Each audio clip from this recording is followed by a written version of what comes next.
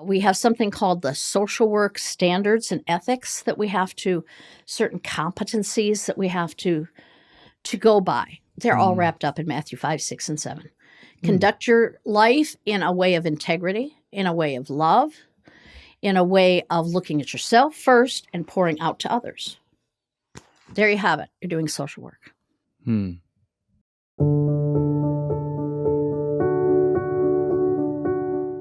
All right. Well, Elizabeth, welcome back to the podcast.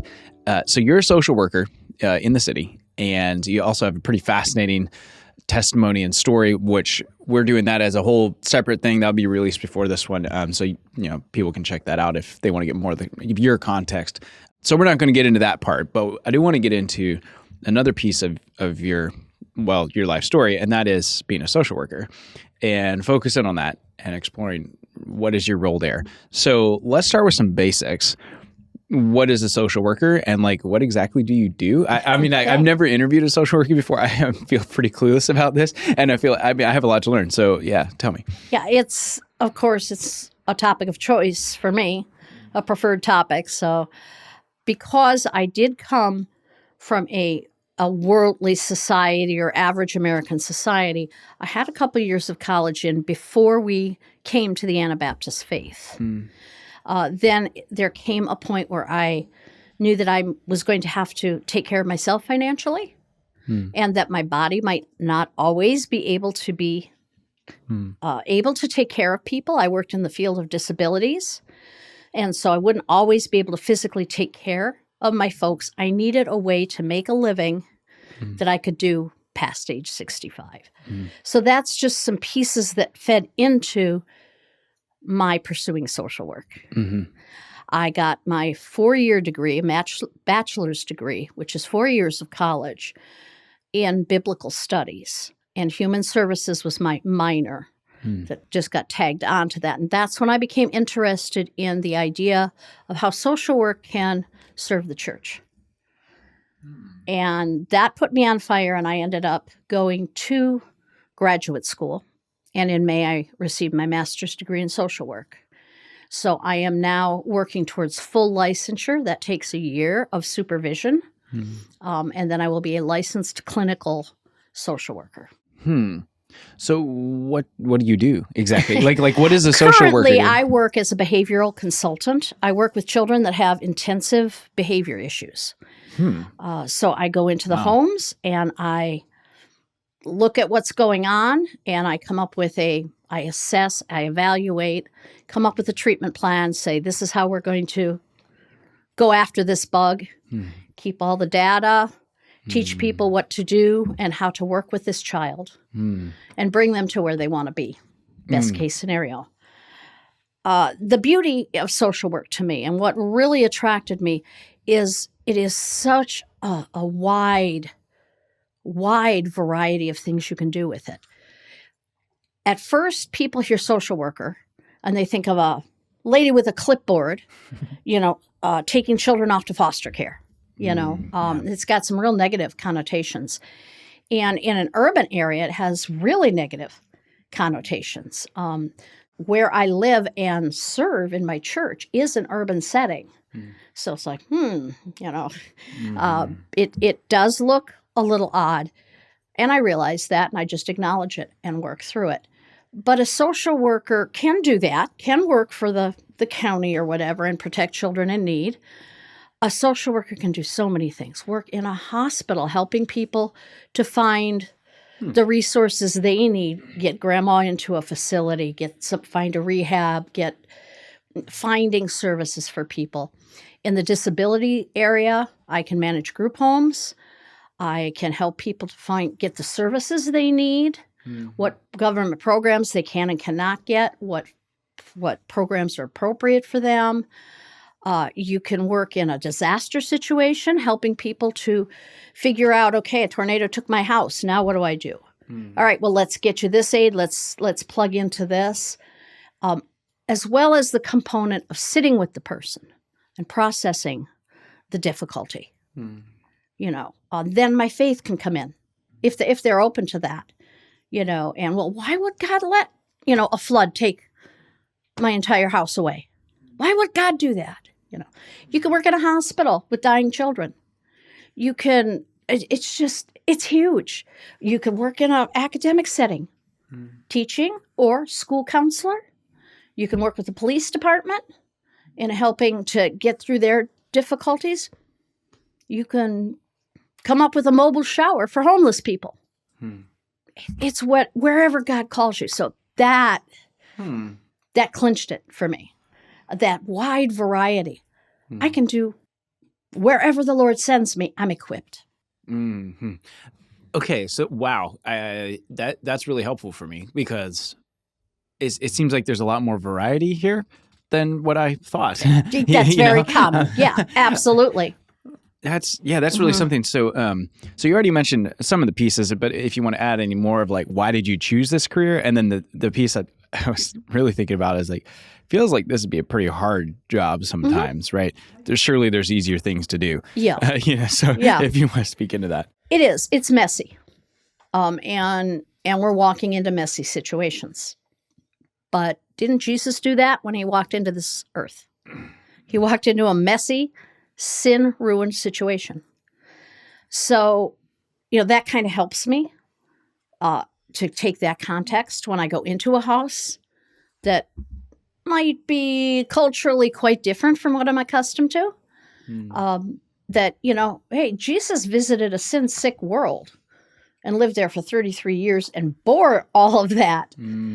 For an hour and a half, I can sit here, with various situations.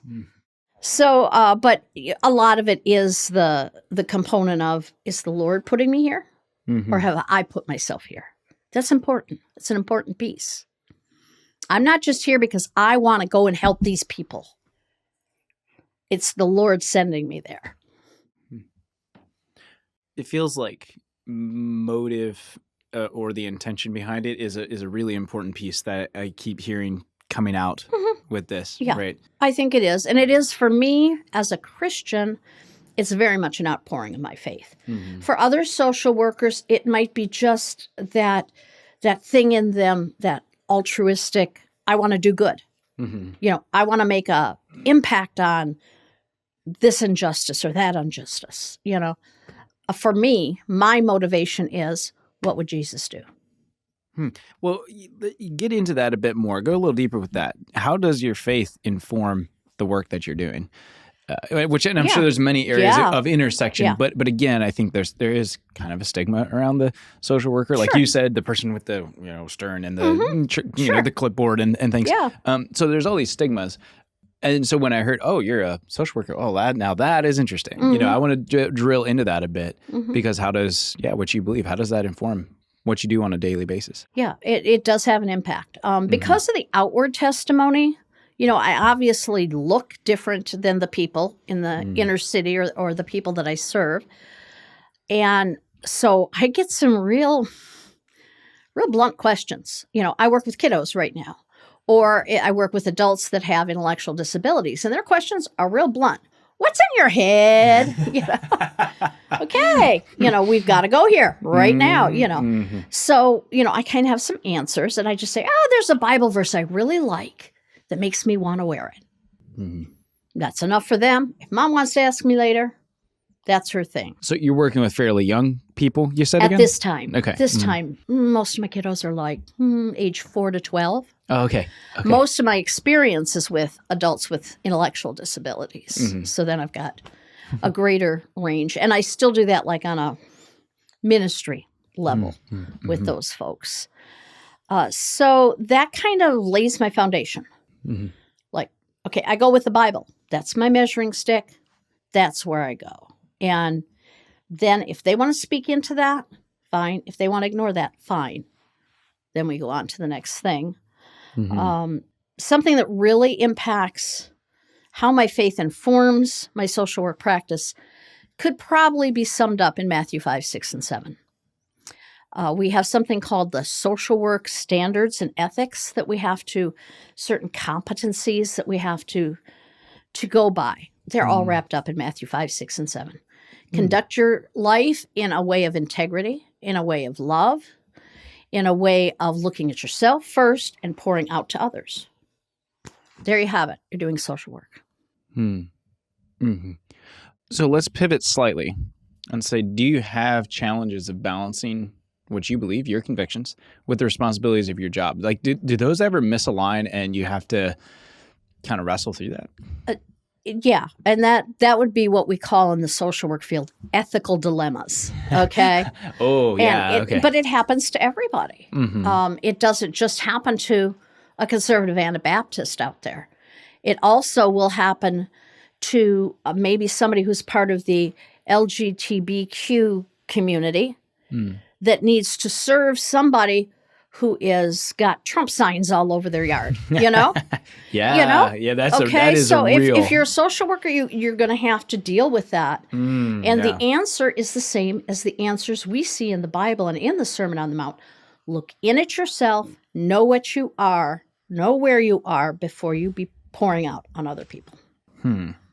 So that's how we're taught. You need to be aware if you have racial blind spots in either direction, whether you're a white person who has racial things there, or whether you're a social worker who is African American, who feels really ripped off and has had it with the system. Well, she can't be getting in the face of the white principal she's working with, about this. So we have to temper that. That's biblical. Okay, this is all consider the beam in your own eye, So a lot of the concepts very much tie in to my faith. And then the outpouring very much. Service. I mean, that's just plain a gospel fact. Have there been times when there was a real tension there that if you're able to give, like, say, a specific example, like, okay, wow, here's one of those ethical dilemmas, and you had to walk through that and try to find I'm not even sure what you would say, the middle ground or some. Yeah. I almost don't like that word. It feels like that's not quite the right thing I'm going for, but I think you get what I'm saying. Common ground is what I go for. Yeah, there you go. If I am sitting with somebody that is from the LGBTQ community, some might, not all, but some might come at me as like, you're against me. You think I'm a sinner. It's like, technically, ain't we all?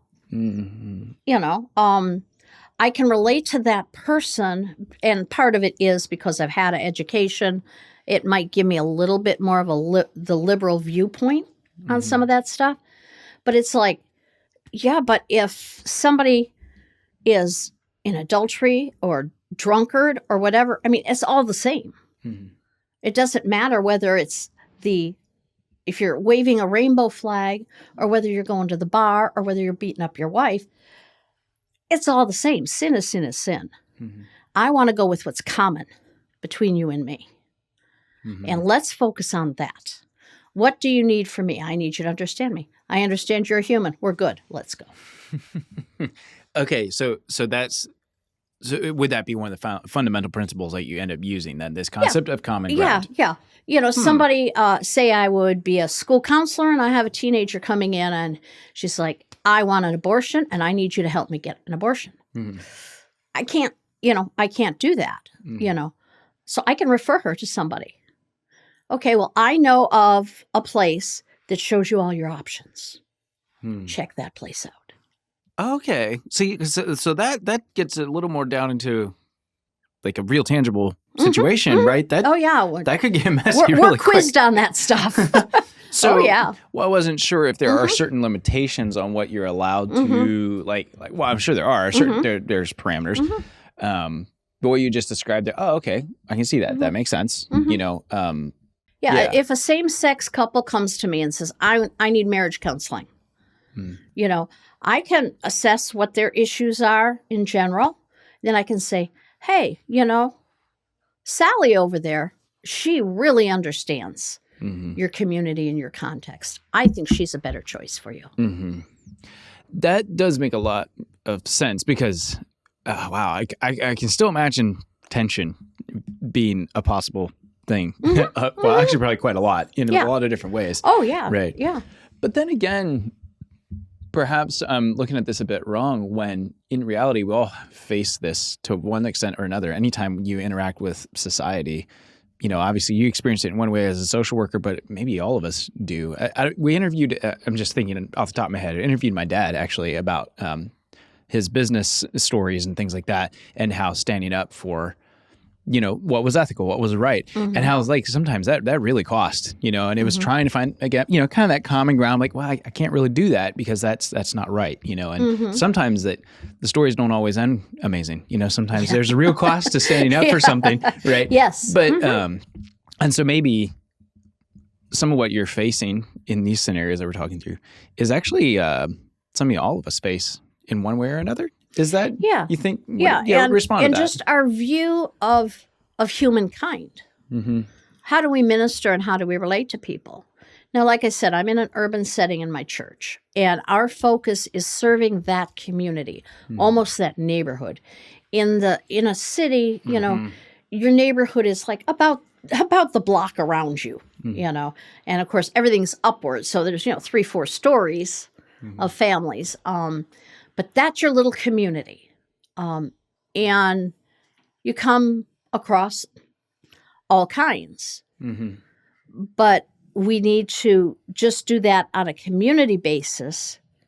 And then it just gets bigger. Okay, so then we look at the whole city and how our church will then hopefully impact the city, which will hopefully impact society, which hopefully will impact eternity. So we're kind of starting with the neighborhood and making a spiral around. And that's one of the beauties of being in the city, is that we are coming across folks that are fresh out of jail and homeless. And I mean, that's who we serve. That's our concentration for our congregation. That's where the Lord has called our congregation, is with the homeless and those who don't have the services that they need. So my social work has been really working hand in hand with my church's vision. I think that's another part, and maybe speaking of that as well, is how what your work is doing, how that interfaces with, say, the different ministries that a church may do in this environment, say. Well, our church, the building itself was given to us by a congregation that had money and age, but did not have the membership to sustain what they had gotten going. It's a huge building, old-fashioned stained glass windows, the church bell, the whole 9 yards. They gave us the building, plus. But one of the conditions was that we continue their homeless meal, is what they called it. We call it a community meal. So you don't have to be homeless to be there. It's just anybody. And so we serve, I think at this point, it has been pre-COVID, we were nearly 100. Now it's probably up to about 40 folks that come in, and we feed them, but we sit down and eat with them.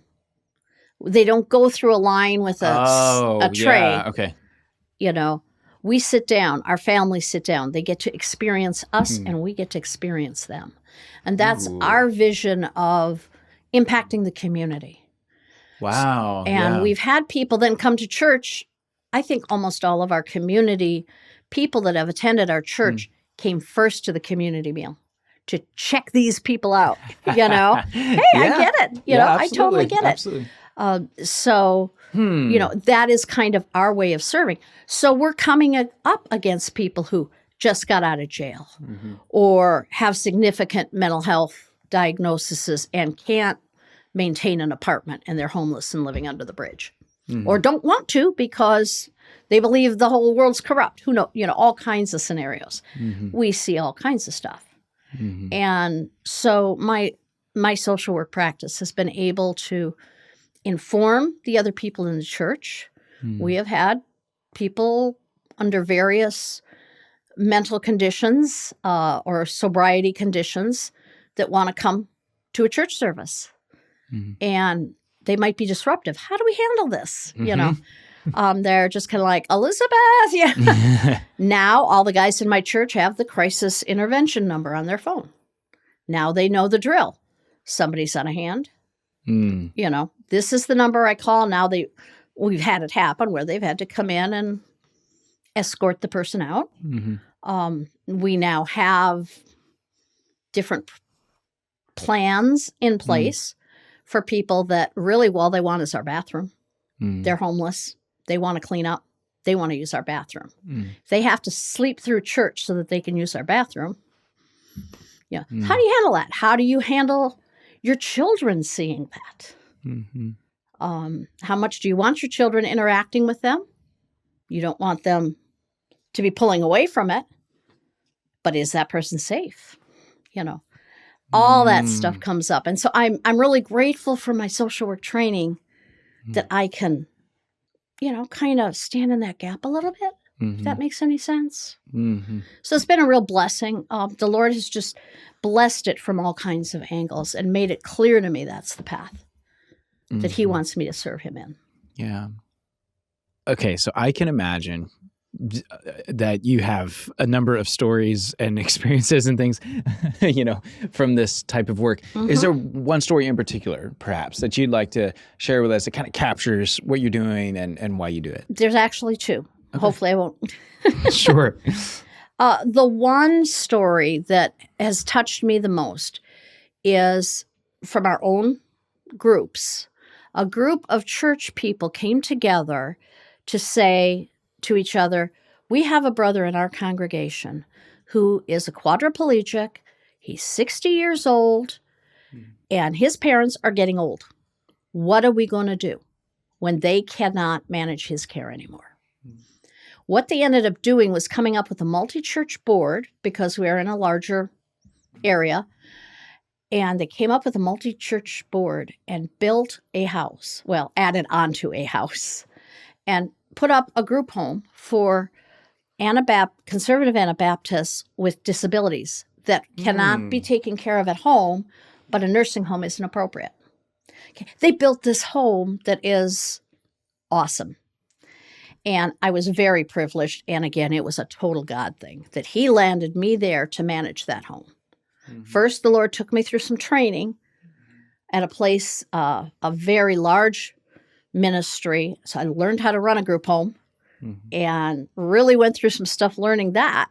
And then it's like, aha, that's why you had me go through that, Lord. And so I had the privilege of managing that group home for 7 years, watching the church interact with our residents. We had 3 residents interacting as a church body. I mean, as conservative Anabaptists, we do that really well. Yeah. And they did. Yeah. Oh, they did. So that it was just, the church was working well. And it just, wow. I loved it. I loved it. And I'm still very involved with the house, but my full-time job is working as the behavior consultant. I go over to the group home, work weekends, or just hang out with my dear ones. But I lived there. I lived in an apartment above the house for 7 years. Wow. And managed the home. Yeah, that seems like such a snapshot of the body of Christ coming together to care for those in need. Yeah. Like, wow. Yeah. That's amazing. It was. It's a God thing, So it was just, it just blessed my heart. And because that was basically like a church mission, we weren't a licensed, and we only had 3. If you have 4 or more residents, you need to be a licensed facility. So now as a social worker, and as a licensed social worker, I could have a licensed facility. Oh. Which could be, it was much nicer to not have to deal with all the paperwork, regulations, and licensure, but I knew the rules. I could keep the standard. That house, would have passed an inspection. I knew what the regulations were. I could keep that. It was all, absolutely, legal and on the up and up. But if other groups, other states, I would know how to do that and help other groups do that. And I do work with Anabaptist Disabilities Network and some different places who have interest in this sort of a church outreach. So that's probably my favorite story. My other one is what I see in my congregation. When I see the men, for lack of a better, the women do it too, but, men lead out in relating to these folks that are from the community. and dealing with these situations just from what they know in the Bible and just what the Holy Spirit is doing in their hearts. Mm-hmm. And the answers and responses that they are giving to these people are the same things that we're learning. That's thus and thus model. Oh, that's this such a technique. Oh, that was, But this is just coming out of Christ in them. And it's like, wow. They didn't have to be taught to do that, because they're opening to learning, I mean, yeah, none of them probably knew what crisis intervention was before we started our church. They're learning. But yeah, it's just really touching to see the church work. Mm-hmm. We hear a lot of complaints about the church this, the church that, But I think it does us well to concentrate on when the church is working well. Mm-hmm. I think our ministers and our leaders deserve that. Mm-hmm. Yeah, I was just going to say there are so many examples of that, where you do see, you look around and you're like, oh, whoa, that church did something really incredible there, really served its community and like made a difference in the local environment. And people look at that and I'm like, wow, that's amazing, and that feels like we're on such solid historical footing. The church has always done that. You can trace that thread, all back all the way to Jesus and the apostles. And that's a beautiful legacy, and anyways, so that story you told about the home that you were involved in, that's pretty spectacular, actually. And maybe there's someone listening that's being like, hey, we should think about doing something like that. Like, how can we care for people in these types of situations? Yeah, and it can be switched into any situation. Here in our area and other areas, there are kind of settings for people struggling with crises in their life or mental health issues or family issues or, things like that. Or if the church feels led to have a homeless shelter, how would they start doing that? If our churches had more social workers, we can help with that. So that was kind of something that inspired me.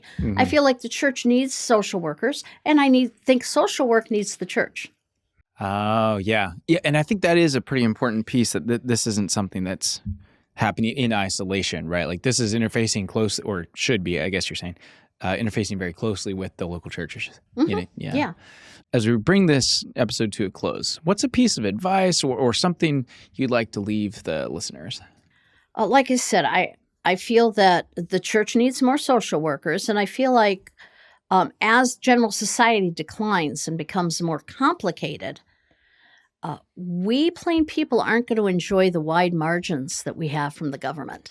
Right now they leave us school our own or have births at home or whatever. They kind of, we get awful lot of privilege. Actually, I think we're probably, as a Mennonite woman, I think I'm probably about the most privileged segment of society that there is. There's like people open doors and hand me their babies and walk away. It's just like, That's awesome. But, I can see how that could decline very rapidly. And, so now I'm getting a little intellectual here, but I just feel like as a church, we need to be able to handle that. And I think my part of being a social worker could help that. And all those who are out there who are paramedics or doctors or mamas raising their babies. I mean, we all are doing, like we can all contribute to that if we're wise, and think about the church and how we as a church can impact, like I was saying before about, community, go wider. Society, go wider, eternity, just keep opening up that lens and letting your impact or letting Christ in you impact. This has been fascinating. I hope this episode has encouraged people to have a better understanding of this type of work, and also encourage people to say, oh, let's think creatively. Like, how could our church get involved in society around us. Like you said, start a homeless shelter or, help this person in this particular situation, whatever that might be. There's lots and lots of options. Yeah, we do community well. Yeah. Like you said, historically, I mean, that's what we do well. Mm-hmm. So let's give Christ while we're doing that. Mm-hmm. Let's make sure people are taking Christ with them, not shoe fly pie, and barn raising. So, those are great things. Those are valid things, but let's give them Christ. Mm-hmm. Yeah. That's some powerful pieces to leave us with. Well, Elizabeth, thanks for taking the time to come on and share with us today. I tried it. Thank you. Really you. Appreciate this. Thanks for listening to this episode with Elizabeth. There's much more to her story that we weren't able to cover, but you can find that whole story of how she went from being Roman Catholic to the Amish and then on to the Mennonites in the episode linked down below. If you appreciate what we're doing here at Anabaptist Perspectives, consider joining our exclusive partner podcast, which is available to monthly supporters of any amount. You can sign up through our website, and we'll see you in the next episode.